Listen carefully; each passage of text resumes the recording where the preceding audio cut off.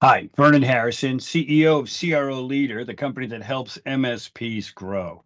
We're big fans of the CRM GlassHive here, and so today I'm recording best practices for my sales development leaders and sales development reps on how they should use GlassHive to make sure it works for them.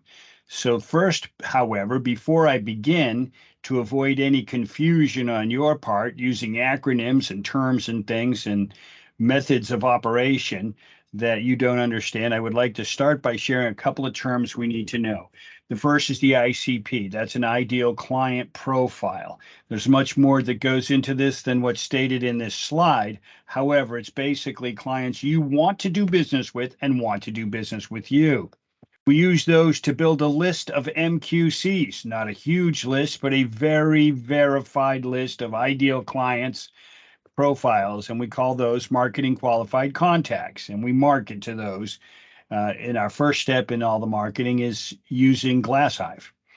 Secondly, once those contacts are converted into leads, we refer to them as marketing qualified leads. And that's essentially an MQC that is, in fact, aware of you. Now, then we turn around, and I'm going to show you how we use GlassHive to make sure we do this. We exercise a list of these things on there that we do. We email them, both campaigns and personalized. We dial them frequently enough until we talk to the decision maker. By the way, we do this whether or not they've responded to a GlassHive campaign. However, we obviously start with those since we know we've garnered some degree of attention. We limit the number of voicemails, but we do leave them. We do LinkedIn invites and messaging to every one of our MQCs and, of course, MQLs. We do drop-bys with a purpose. If you're really tracking someone down, nothing does better than to swing by their office and step inside and talk to the gatekeeper to figure out how to get on Bob's calendar. And sometimes Bob will let you know himself, but he'll throw you out. What do you care? Another one that's off the list. Snail mail, it works. If you don't know how snail mail works, check with your grandparents. Gifts, if they're worth it. I'm not talking extravagant. I wouldn't send out a set of Rolexes, but if you want to garnish some attention, there's no better way to do it than sending gifts to targeted lists and following up on those gifts. Our friends over at TriDigital have some phenomenal ideas on things you can do in that area to garnish the kind of attention and deliver the message while you're doing it. Value, always have something valuable to bring. Okay. Be persistent and consistent. This isn't a once a month, every now and then, I think I'll log in a GlassHive.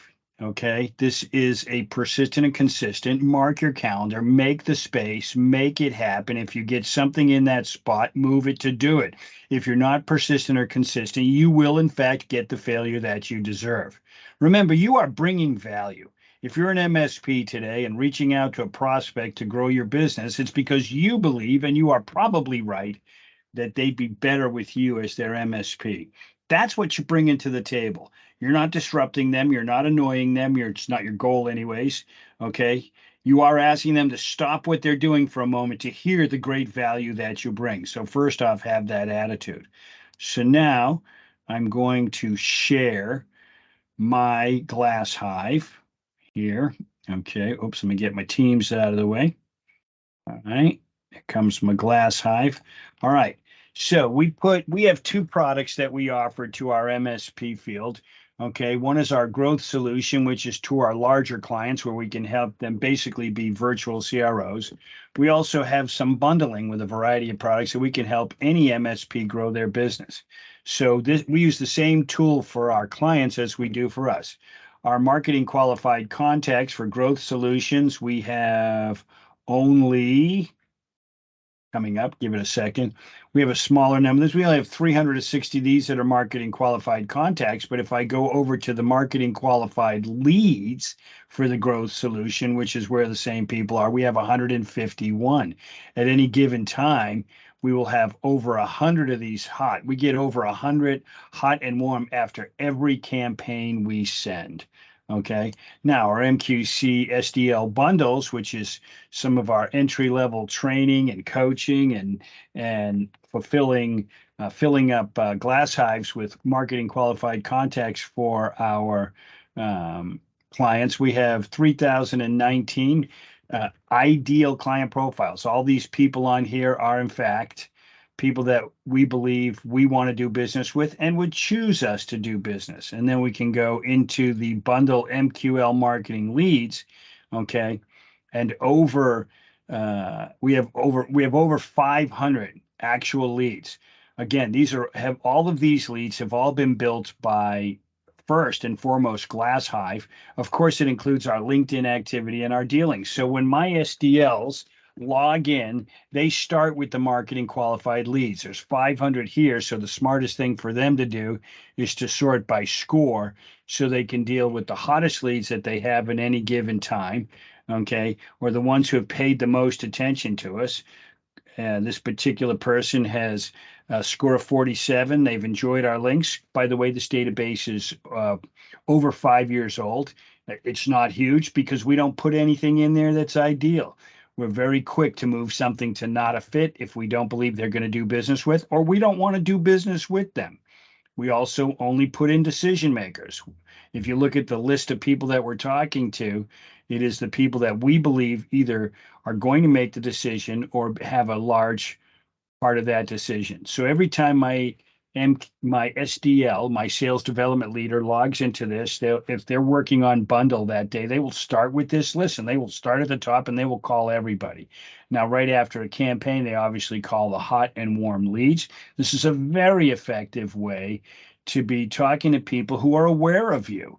In fact, most of my SDLs aren't even calling into our MQCs anymore. We started this list, by the way, with 200 of each, just 200 of each, and we've got over 5,000 now.